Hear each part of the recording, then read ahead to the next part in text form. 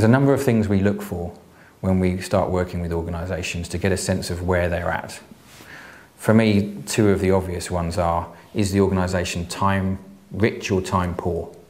Often it's time poor, where you're stuck in the treadmill going round and round, pushing further, pushing harder, trying to drive things. And that constant push means that most people and most organisations these days are time poor.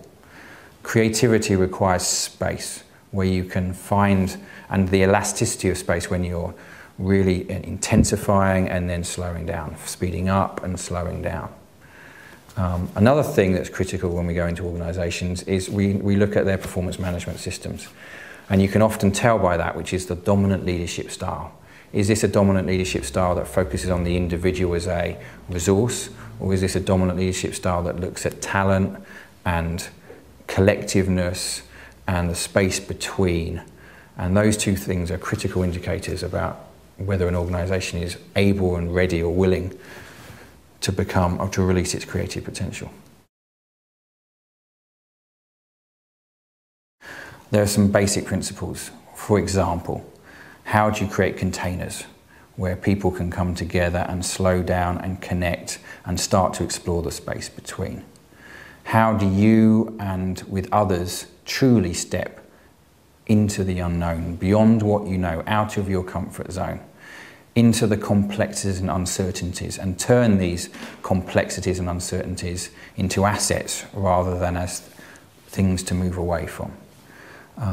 How to get truly present with each other and start to reveal that which was previously invisible, allow new pattern to emerge, and actually hold yourself in not knowing, to allow yourself to step into the chaos, to be saturated, to be immersed, and allow new things to start to join up. And it's when these new things start to join up that you start to see things that were previously hidden. And that's when suddenly, in a moment of breakthrough, you see the most important way forward. One of the other things we've learnt is that there are a number of different levers for unlocking creative potential. And unlocking creative potential is not a linear process.